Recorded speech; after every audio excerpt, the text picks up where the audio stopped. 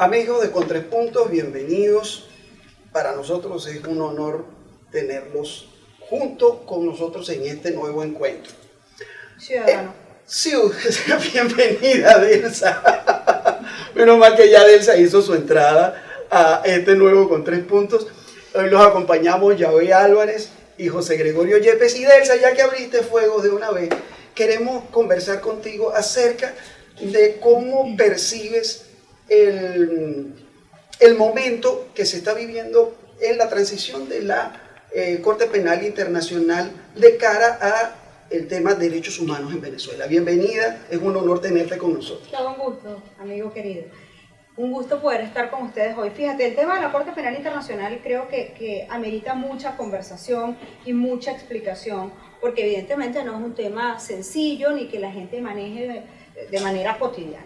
Ayer no hubo una comunicación adecuada por la hora en la que salió la decisión, el comunicado de la señora Bensuda, y eso generó muchísima confusión en la gente. Llegaron a pensar que se había engavetado el caso Venezuela, etcétera, y es exactamente al contrario. Ayer nosotros decíamos que en el grupo de trabajo decíamos le ganamos una más al régimen. O sea, fue para nosotros una muy buena noticia ver que finalmente en un documento oficial, no en una entrevista, no en un informe en respuesta al Magro, como había salido antes con la señora Bensuda, sino en un documento oficial de la Corte, ella se refiere al caso Venezuela 1, que es el que a nosotros nos ocupa, y señala que hay méritos suficientes para darle apertura a la investigación, para decir la investigación tiene que pasar al siguiente nivel, a pesar de, porque yo digo que le ganamos una más al régimen, porque el abogado de Maduro, el señor Tarek, ha estado introduciendo en la Corte distintos documentos. Bueno, documentos de una pretensión muy alta para lo que ese señor escribió. Distintos papeles con tinta, donde señala o hace uso del reglamento para establecer tácticas dilatorias en todo este proceso que es bastante Delsa, pero a la señora Bensuda también se le había acusado incluso de ser medio alcahueta del gobierno de Maduro. Entonces, eso echa por tierra todos aquellos cuestionamientos que se le hicieron a la fiscal. Yo tengo cuestionamientos con la señora fiscal y eso es absolutamente natural, ¿no? Yo creo que ella fue muy lenta con el proceso. Pero esos trámites nunca son rápidos. Nunca son rápidos, pero ya había habido un momento en el cual ella le da respuesta al secretario general de la OEA, a Luis Almagro, y señala que en efecto hay suficientes elementos que demuestran que en Venezuela se han cometido crímenes de lesa humanidad y que en efecto estos crímenes son de la competencia de la Después de este escenario, ¿cuál va a ser el segundo paso por parte de la oposición en función a lo que está sucediendo? A ver, en este caso yo no hablo como oposición, yo soy defensora de víctimas, yo represento a más de 200 víctimas en la Corte Penal Internacional y tengo una enorme responsabilidad con ella. Soy opositora claramente, pero en este caso actúo como abogada de distintas víctimas ante la Corte. El próximo paso, según incluso lo dijo la propia Bensuda en su despedida ayer, es que ya el nuevo fiscal, el señor Khan, tiene pleno conocimiento del expediente. Ella dejó consignada su opinión ante la sala de cuestiones preliminares de la Corte y le está pidiendo ella en su despedida a la sala de cuestiones preliminares que definitivamente le responda al señor Tarek. ¿Qué pidió Tarek? Tarek exigió varias cosas. Tarek dijo que la Corte no había colaborado suficientemente con el Estado, cosa que es falsa y la señora Bensuda lo desmintió. Tarek dijo que algunos de los mecanismos de prueba que constan en el expediente fueron obtenidos de manera ilegal, pero a ver, y de que de otra manera los exiliados, las víctimas de delito, pueden, por ejemplo, si hay un caso en particular de una persona en el exilio que es una fuente le llegó con el expediente donde constaban las torturas, se lo entregó y le dijo, toma esto, yo me voy y tú te vas. Eso es un valiente. Ok, ¿cuáles son las otras dos argumentaciones que ha dado Tarek Williams? Dijo que, y esto es súper importante, Tarek dijo que en Venezuela no se están cometiendo crímenes de lesa humanidad, sino violaciones a los derechos humanos. Y lo tercero es que esas violaciones a los derechos humanos tienen una sanción ejemplarizante. Pero, por ejemplo, Argentina se retiró, y usted ha sido una cuestionadora de, sí, claro, de esa posición de Argentina, vergüenza. de el tema de que no son crímenes de lesa humanidad, sino, bueno, violaciones de derechos humanos. Y justamente hacia allá está el informe que está generando la investigación que se está generando, en función de determinar si es una política de Estado o es solamente el exceso de unos funcionarios. Claro. Lo que dijo la señora Bensuda en su declaración final es que son crímenes de lesa humanidad y que son competencia de la Corte. Y cuando se dice eso es porque se ha evidenciado, uno, que es en efecto política de Estado, dos, que son de carácter sistemático, y tres, que son contra una población determinada por un asunto determinado, que en este caso son razones de pensamiento político diferentes. ¿Cuál es el paso a seguir inmediato? Inmediatamente tendría que el señor Khan asume hoy su nuevo cargo. La sala de asuntos preliminares, la sala número 1 de cuestiones preliminares, tiene que darle una respuesta al abogado de Maduro, al señor Tarek. Eso debe ocurrir en muy breve lapso, y una vez que ello ocurra, ya como lo dijo la propia Bensuda ayer, el señor Khan tiene que pasar a dar respuesta, y lo que debería ocurrir es que se abra la investigación definitiva y sigamos avanzando hacia la justicia. Y eso es un tema que a mí me emociona y me conmueve, porque son demasiados años de trabajo. El tema de derechos humanos influye mucho dentro del escenario político venezolano. Incluso ha habido como una especie de rectificación, el caso Pernalete, el caso Albán, el caso Acosta Arévalo, son evidencias de eso. Eso no es una rectificación, perdón.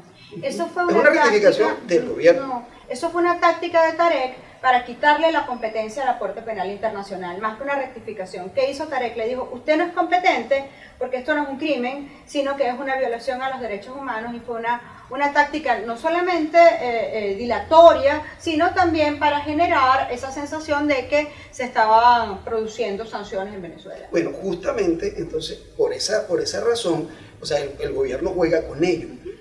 ¿Eso cómo influye dentro del escenario de negociaciones con el Reino de Noruega, con ese espacio de diálogo que se ha venido construyendo? Algunos lo llaman de acuerdo, otros de negociación. ¿El tema de derechos humanos ha destrancado eso? No, es que la justicia es absolutamente independiente. Eso no es negociable. Y en eso todos hemos sido sumamente enfáticos. La justicia que nosotros estamos exigiendo en la Corte Penal Internacional, y además donde tengo que decir que hemos llevado muchísimos años de exigencia, de consignación de documentos, etcétera, eso es un procedimiento que eso no se negocia, eso no guarda ninguna relación con... Pero de alguna forma, Delsa, el escenario de derechos humanos obliga a que los hechos políticos, los escenarios políticos, obliguen a, digamos, a ceder a las partes. El gobierno puede sentirse acorralado por el tema de derechos humanos y abre el espacio de negociación política. ¿Cómo, ahora entrando ya al tema del acuerdo o de la negociación, cómo se están desarrollando ese punto de encuentro donde hay factores de la oposición del G4, otra posición que está en la mesa de diálogo nacional, el gobierno por un lado, e incluso los disidentes del chavismo que quisieran entrar en ese punto de encuentro? En primer término, yo no hablo del G4, porque la plataforma unitaria está integrada en su directiva por 10 organizaciones políticas de las que nosotros formamos parte, y yo no pertenezco al G4. El G4 tiene derecho a reunirse, a hablar, a conversar, eso es la política. Por eso hablaba de los distintos factores de la oposición. Yo no la metí a usted en el G4. No, ¿Reconoce las autoridades de Noruega? Primero. Como no voy a reconocer a los noruegos, los señores legítimamente electos, pero ya va. El G4, así como la concertación, somos grupos dentro de las fuerzas democráticas. Y no es ni el G4, ni la concertación, ni tal o cual grupo de la oposición de verdad, ¿no? Los que dirigen la política la dirigimos juntos. ¿Cuál es esa posición de verdad? ¿Cuál es la de mentira? Bueno, los de mentira son los que son utilizados por el régimen. Usted no puede ir para decir, miren, el señor Jorge Rodríguez, yo puedo decir lo que yo quiera que... Sí. Pregunto, porque uno no sabe. No, aquí puede decir lo que usted quiera. Señor Jorge Rodríguez, usted es presidente de la Asamblea. ¿Cómo es eso? Si ese señor, el mundo democrático no reconoce a ese ente, sino que reconoce a la Asamblea electa en el año 2015. Entonces se sienta usted ahí y manda mensajes de Iris Varela, por ejemplo. O sea, yo creo que eso es parte del teatro. Aquí no hacen nada más pan y circo, porque la gente está muriendo de hambre, que monta... Solo circo, dice usted. Solo circo, solamente dan circo, no dan pan.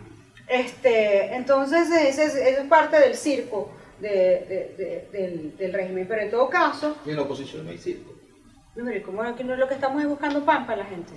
Pan para la gente que se está muriendo de hambre y que muere de mengua y que además tiene una grave crisis, no solamente una crisis humanitaria, sino una grave violación de los derechos humanos. Entonces la oposición está unida contra el gobierno. Somos diferentes, lógicamente, y gracias a Dios que lo somos, y pensamos de manera distinta, y hay gente de izquierda, y hay gente de centro derecha como yo, y hay gente de derecha, y hay gente marxista, y hay gente que viene del chavismo disidente. Pensamos diferente, pero lo hacemos juntos. No hay circo en la oposición. Le repito, en la oposición estamos buscando pan para la gente. Delsa, el escenario político tiene unas elecciones por delante. Es un hecho político, hay gente que no lo reconoce, como usted, a un CNE que en este momento se ha dicho que es el más potable de todos. Si no es por la vía electoral, ¿cuál es la salida política que tiene la situación venezolana?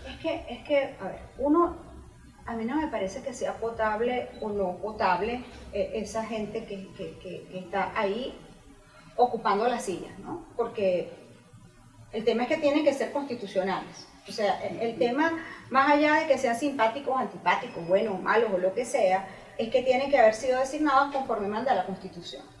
Tan inconstitucional era ese CNE, entre comillas, que designaron para diciembre del año pasado, conforme al cual seleccionaron a esos señores que hoy se sientan en las curules de la Asamblea Nacional, que tuvieron que montar otro, y nadie se pregunta, pero ya va, tú no acabas de elegir uno en diciembre, ¿para qué estás eligiendo otro ahorita? Porque es que no sirvió aquel y este tampoco les va a servir.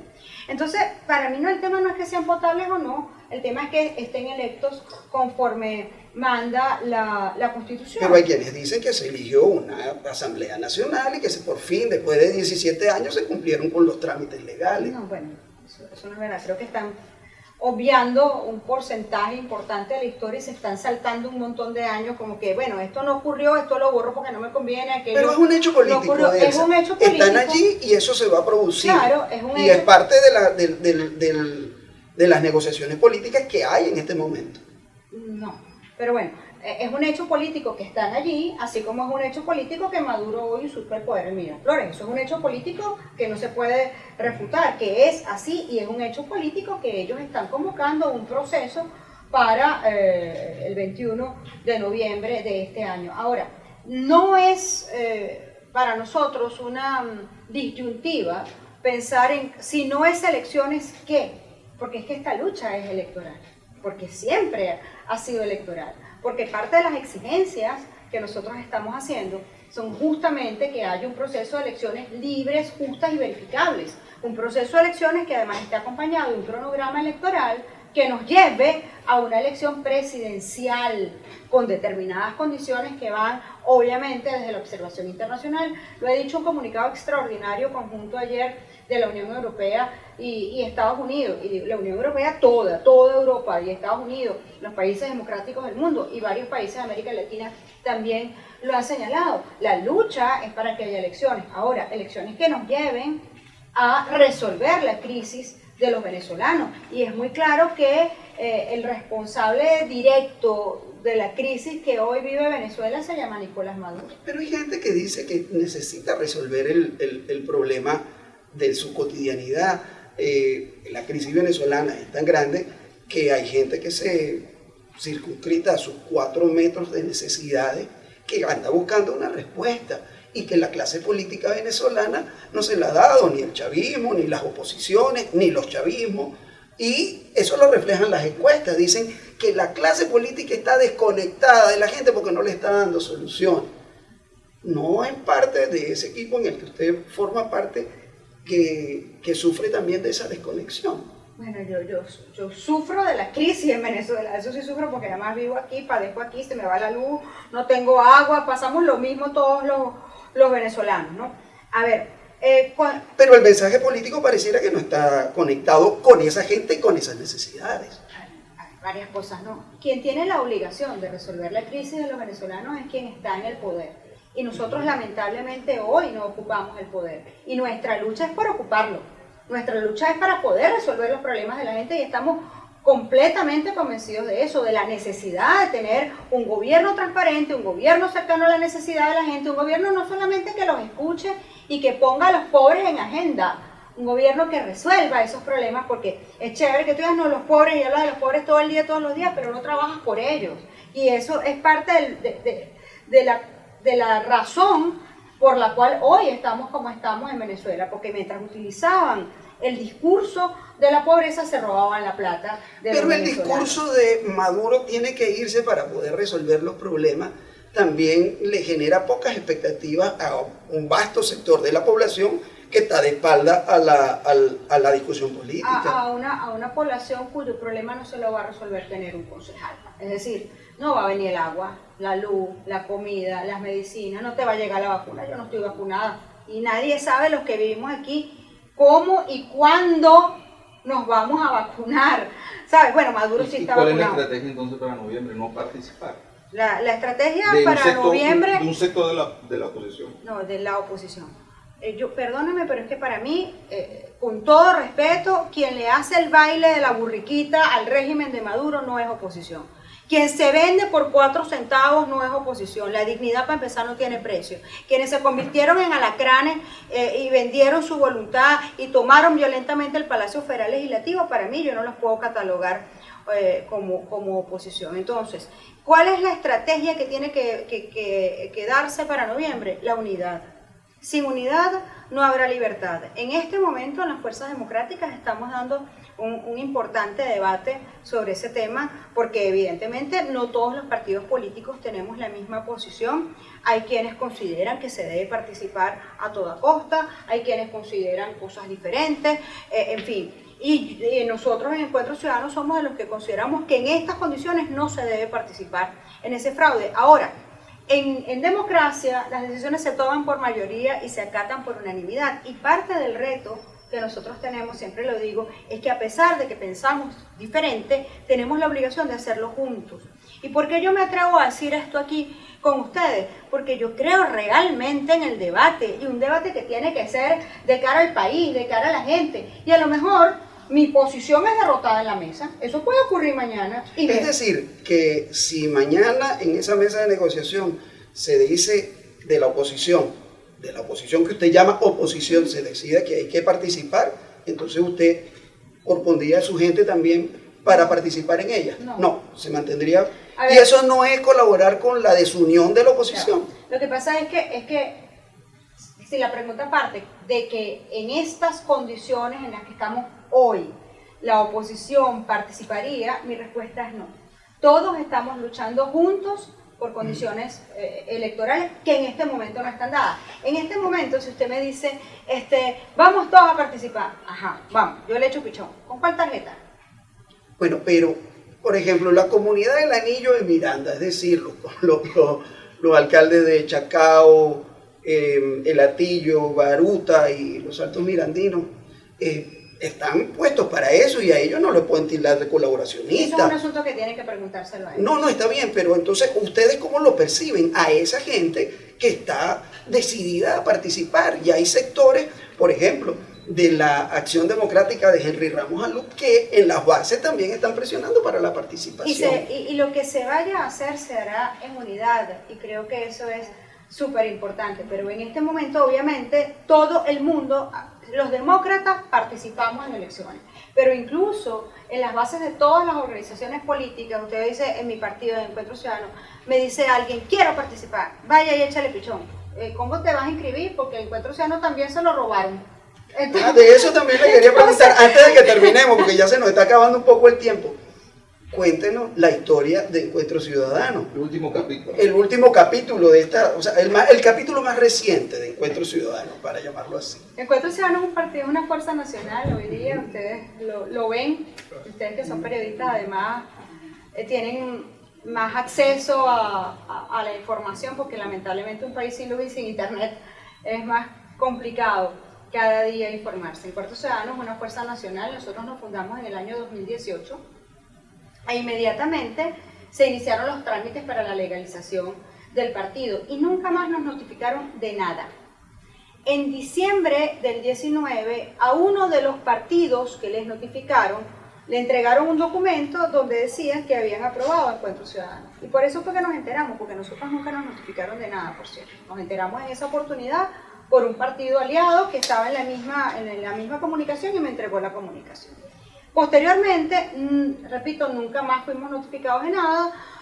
Se hicieron en ese mismo momento algún par de cuestionamientos ante el CNE de qué pasaba con nuestra tarjeta, nunca más hubo comunicación y pues bueno, luego vino el 2020 y sabemos lo que ocurrió con la asamblea, nosotros dejamos esto así.